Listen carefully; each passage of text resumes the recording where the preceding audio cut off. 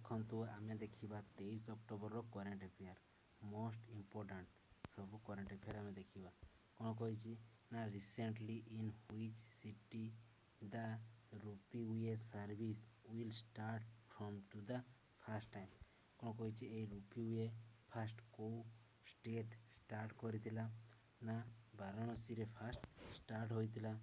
ସେହିପରି ଆମର କ'ଣ କହିଛି ନା ନେକ୍ସଟ କହିଛି ଯେ recently which state has announced financial assistance of the race 5000 to tribal people of the pilgrimage of the Ajodhya। କହିଛି କ'ଣ ନା ଏଇ 5000 ଟ୍ରାଇବାଲ ଅଞ୍ଚଳକୁ ମାନେ କ'ଣ ସାହାଯ୍ୟ କରିବ। କିଏ କିଏ ରାଜ୍ୟ କହିଛନ୍ତି ନା ଏଇ ଗୁଜୁରାଟ ରାଜ୍ୟ ହେଲ୍ପ କରିବ ବୋଲି କହିଛନ୍ତି। ସେହିପରି ନେକ୍ସଟ କ'ଣ କହିଛି ନା recently in which country the first case of COVID-19 Delta virus AY4.2 ଏହା କେଇଠି ଆସିଥିଲା ନା ରିସେଣ୍ଟଲି ଦେଖାଯାଇଛି କେଉଁଠି ନା ଇସ୍ରାଏଲରେ ଦେଖାଯାଇଛି ନା AY4.2 ଭାଇରସ୍ ଦେଖାଯାଇଛି। କିନ୍ତୁ ଆମେ ଆଗରୁ କ'ଣ ଜାଣିଛେ ଯେ ଇସ୍ରାଏଲ କ'ଣ ମାସ୍ ଫ୍ରି କଣ୍ଟ୍ରି ମାନେ କରୋନା ମୁକ୍ତ ବୋଲି ଘୋଷଣା କରିଦେଇଥିଲେ।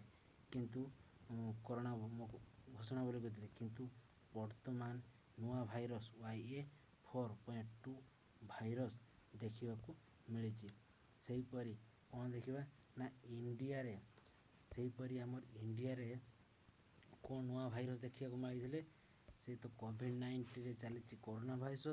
ତା ବ୍ୟତୀତ ଇଣ୍ଡିଆରେ କିଛି ହ୍ୱାଇଟ୍ ଫଙ୍ଗସ୍ ଦେଖିବାକୁ ମିଳିଛି କେଉଁଠି ଦିଲ୍ଲୀରେ। ଏହା 9 ବର୍ଷର ଝିଅଟିକୁ ହେଇଥିଲା ବୋଧେ।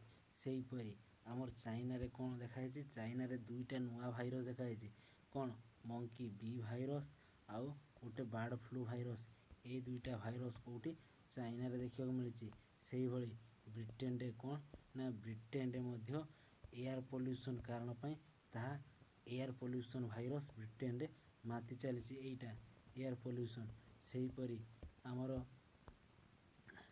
ନେକ୍ସଟ ଦେଖିବା କ'ଣ କହିଛି ଯେ ତାପରେ Indian rank is global food security index.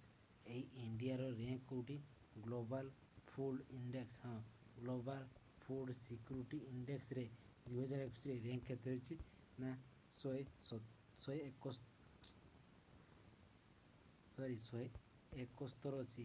ତ ସେହିଭଳି ଇଣ୍ଡିଆନ୍ ର୍ୟାଙ୍କ କେଉଁଥିରେ ନା ହ୍ୟାପିନେସ୍ ଇଣ୍ଡେକ୍ସରେ କେତେ 1339 ଅଛି ହ୍ୟାପିନେସ୍ ଇଣ୍ଡେକ୍ସରେ। ସେହିପରି ଇଣ୍ଡିଆର ର୍ୟାଙ୍କ ଆଉ କେଉଁଥିରେ ଅଛି ଇଣ୍ଡିଆନ୍ ଗ୍ଲୋବାଲ୍ ହଙ୍ଗର ଇଣ୍ଡେକ୍ସରେ। ଏଇ ହଙ୍ଗର ଇଣ୍ଡେକ୍ସରେ କେତେ ଅଛି ନା 101 ଅଛି। ଏଇଟା ରିସେଣ୍ଟ ଘଟଣା ଗ୍ଲୋବାଲ୍ ଇଣ୍ଡେକ୍ସରେ ଆଗରୁ ଥିଲା 86 ନା କେତେ ଥିଲା ତାହା ଚେଞ୍ଜ ହେଇକି ମାନେ ତଳକୁ ଖସି ଯାଇକି 101ରେ ପଶିଯାଇଛି। ସେଭଳି ଇଣ୍ଡିଆନର ଗ୍ଲୋବାଲ୍ ପ୍ରେସ୍ ଇଣ୍ଡେକ୍ସରେ କେତେ ଅଛି 135 ସ୍ଥାନରେ ଅଛି।